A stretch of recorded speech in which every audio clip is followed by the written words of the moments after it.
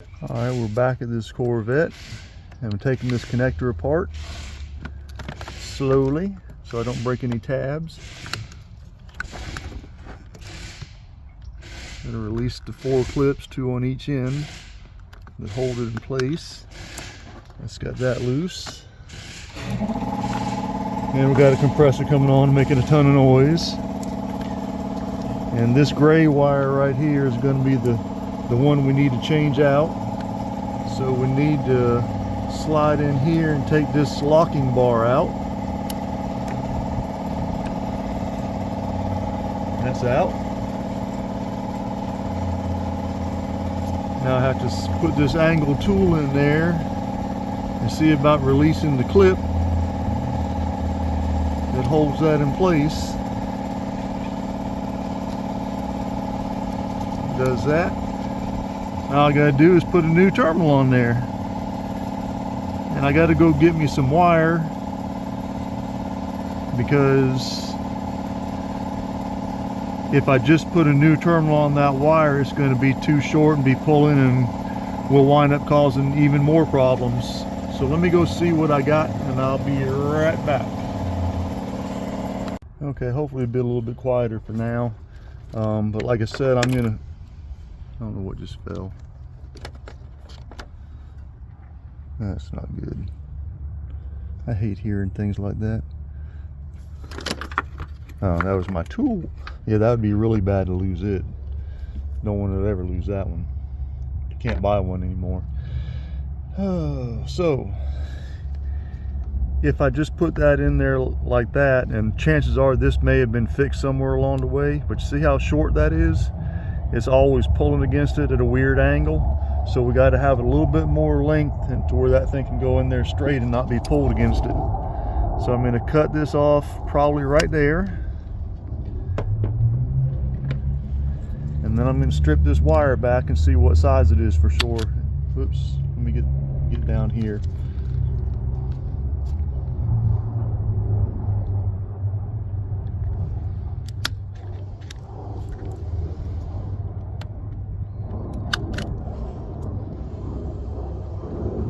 See how that insulation is stuck?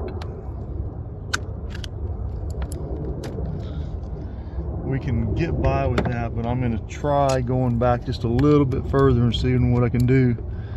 You know, from the looks of that coloring right there, this thing may have been split open and replaced somewhere in the past. Let me come back to about here and see if we can get that off there.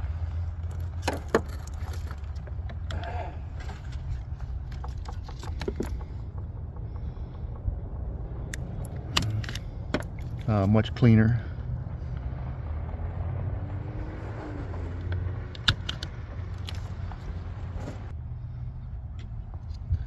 All right, let's see if this 1822 will go on there. It will not. So that means we're going to go with the 14-16 gauge, and it's got a slightly loose fit. So let me look at my wire and see what we got. I want to use the largest size wire I got that'll fit this terminal, and that one in there quite well. So I'll crimp that on there. Well, actually I'm not. First I'm gonna crimp the other end on there, and then that'll give me a feel for what I need. So there's my new terminal, and I'm gonna go ahead and see about getting that crimped on there. Hopefully you can see that.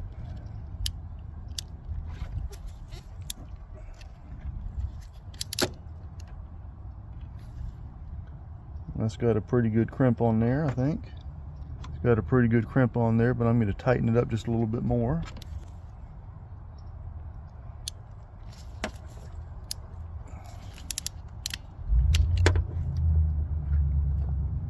See how that looks. Oh yeah, that looks nice. Looks real nice in there. I got a little bit sticking in there, but that shouldn't matter any. There should be plenty of length right there. Plenty of length right there to fit the terminal in the back of the fuse box. The only problem I might have is there may not be just enough room for that locking bar to slide in.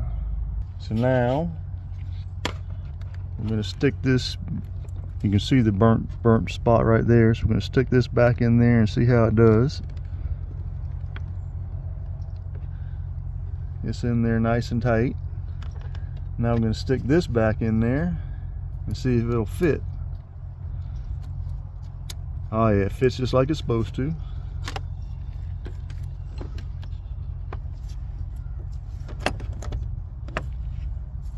So now, so we can have slack in there, we're going to roll this thing up, and then we'll cut that wire right about there.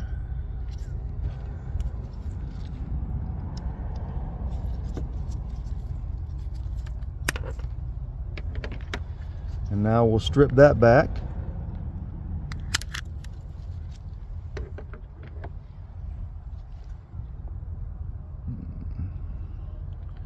And I think I messed up. How did I do this before? I thought I'd stuck that right on there.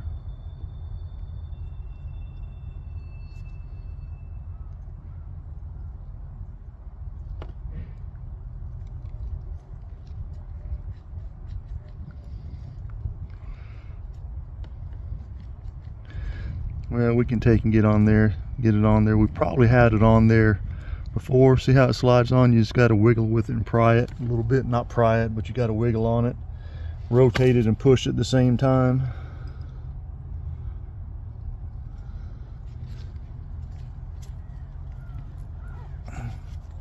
Now that's on there. Now I'm going to slide this piece of heat shrink tubing on there.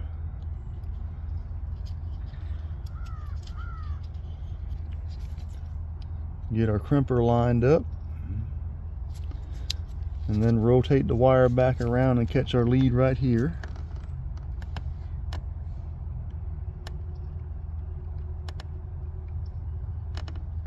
And that's on there good. I'll crimp the bejesus out of it.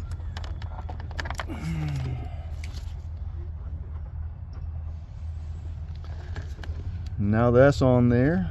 Slide the heat shrink tubing back down and put a little bit of heat on it.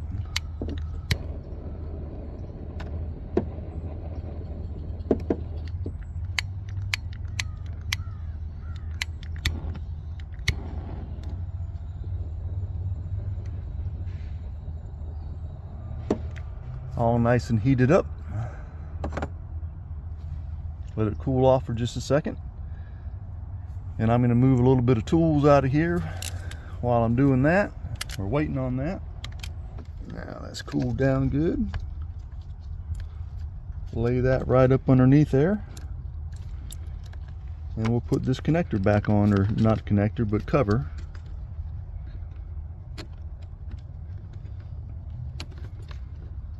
Get all the wires laid back in there good. Try to make a nice, neat job of it. Get that wire unpinched if we can. Oh, got to take it back out. Where's my little screwdriver at? Didn't want to do that.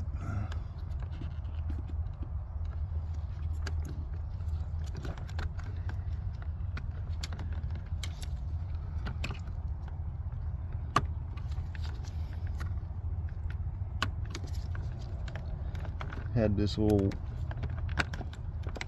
pink wire with the yellow stripe. That's what it looks like on a first glance. Had that behind the fitting, or the clip, and I didn't want that. So now we'll recheck it. Everything's good to go there. We'll set that back down in there.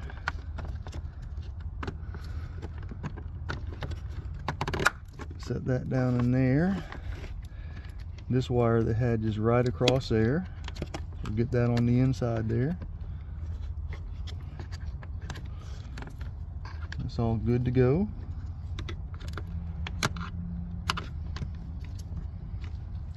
Everything's sitting down pretty nice. Now we're taking the salvage yard fuse box. It's got the writing on it. And we all thought that the connection problem was up here at the relays, and I think there was one, because people, instead of rocking it a little bit this way and pulling straight up on it, people want to grab a hold of it and rock it sideways, and it springs the tabs in there.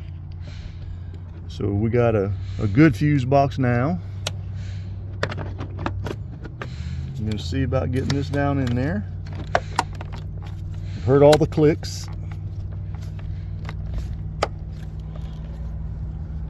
Well, that's good. Now they had this add a fuse circuit in there, and they had it right there, so I got to pull that fuse out and add that one fuse circuit back in. Let's see if I can get that up there to keep looking at it. So I got to get this fuse out somehow, and I don't think I can. Do I got a pair of pliers I can get that with? I might be able to grab it with this. Yep, I got it.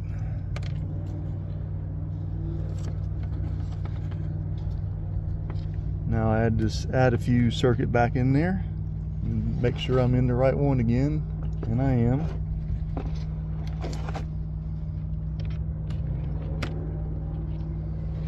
And just take a quick look and make sure everything looks right. I don't know why it's got a fuse there. Different options, different years, all spares. I'm going to stick this extra 10 amp fuse back in here as a spare.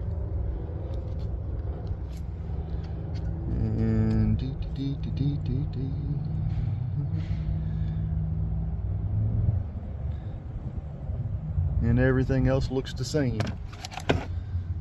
So now I need to get the better looking cover, which is the original,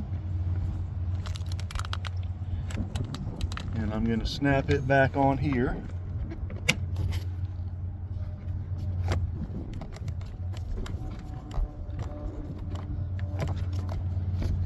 Now I got to undo my tape and hope I didn't tape it so good that I can't find the end of it. I tend to do that. I started getting a habit of putting a tail on it so I could not lose it, because this tape seals so doggone good. It looks like I'll have to slice it out of there somehow, like this. Try not to stab myself. I've done that quite a few times over the years. You'd think after a lot of years I'd learn not to do that, but some days I do and some days I don't.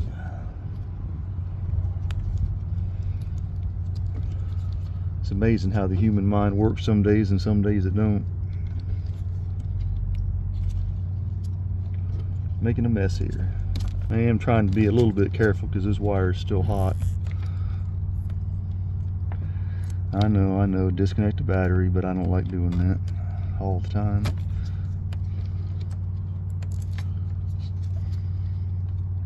Especially when he's got such cheesy looking battery terminals on there.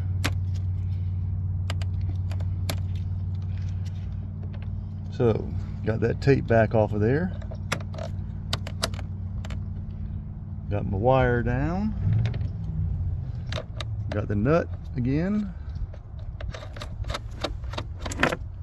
Now I gotta run these down.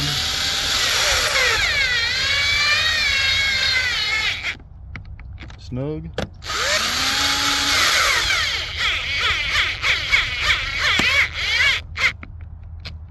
Snug.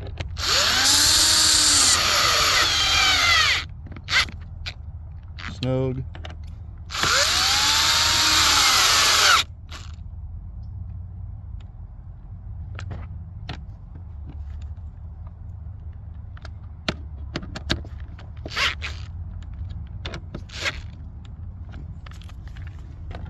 Now I'll tighten down the big nut.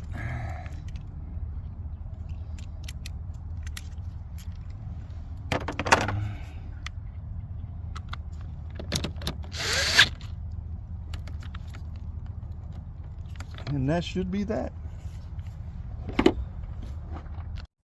Sorry about that, had a phone call.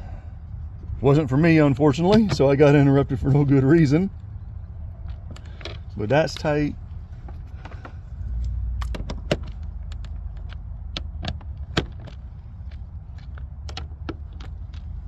And that's tight.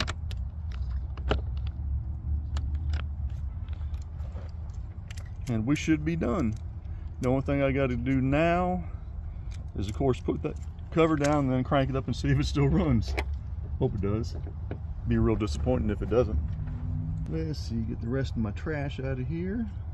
Little divots, I always call them. Wire divots. Wire divots. Wire divots everywhere. And see how that relay and that one are a little bit discolored? I think if I can find some new genuine Delphi relays like that, I'll go ahead and replace those just to be safe, because they have had some heat on them for some reason. I guess over the years they've been engaged, but I don't want to wind up with new problems there, so I'm going to go ahead and replace those, but I'll have to do that later. If I need to, I'll see what these other ones go to, and I may just rotate them out. Now hopefully we're going to stay there just fine, and I'm going to go ahead and go in there and crank you up, so you're going to hear some noise and some vibration, and if I see this thing fall, I'm going to jump out here real quick and shut her down.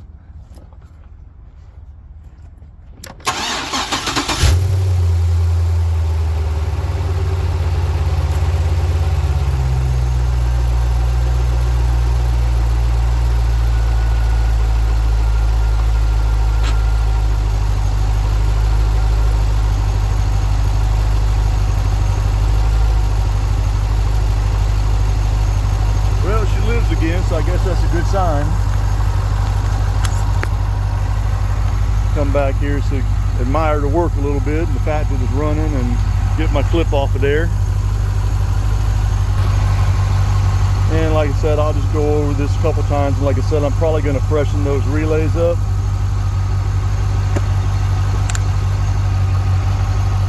But for the time being, that's another one done.